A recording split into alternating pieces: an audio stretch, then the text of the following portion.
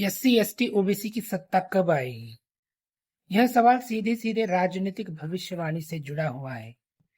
भारत की राजनीति में एससी एसटी ओबीसी की जनसंख्या लगभग 70 से 75% के आसपास है, लेकिन भारत की सत्ता सिर्फ 15% वालों ने कब्जा रखी है।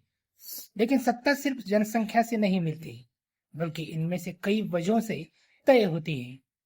सबसे पहले राजनीतिक एकजुटता आती है। एससी एसटी ओबीसी एकजुट होकर वोट नहीं करते। ओबीसी का वोट कई पार्टियों में बटा रहता है। एससी में भी जाटव, गैर जाटव आदि विभाजन होता है। एसटी का वोट आदिवासी इलाकों में क्षेत्रीय पार्टियों में विभाजित होता है। जब तक राजनीतिक एकता नहीं बनती, तब तक सत्ता पूरी तरह इन समुदायों के हाथ में नहीं आ सकती। सत्ता आने की सबसे बड़ी शर्तें होती है संयुक्त नेतृत्व।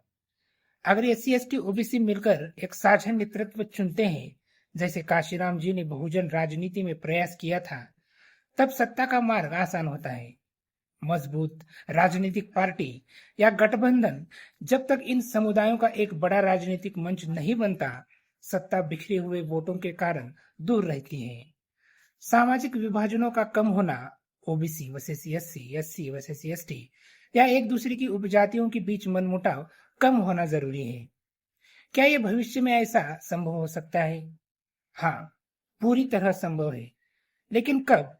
यह इस बात पर निर्भर करेगा कि क्या ये समुदाय राजनीतिक रूप से एकजुट होते हैं, क्या नए नेतृत्व उभरते हैं, क्या सामाजिक आर्थिक मुद्दों पर एक समान सोच बनती है, क्या राजनीतिक पार्टियां इन समुदायों को केंद्र में रख रणनीति बनाती है।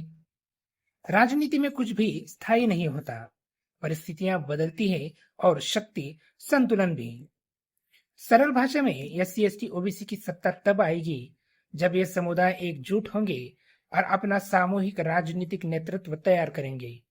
यह संभव है, लेकिन इसकी कोई निश्चित तारीख या समय नहीं बताया जा सकता। जब तक एससी एसटी ओबीसी अंधेरे में है, तब तक ये सत्ता नहीं बना पाएंगे।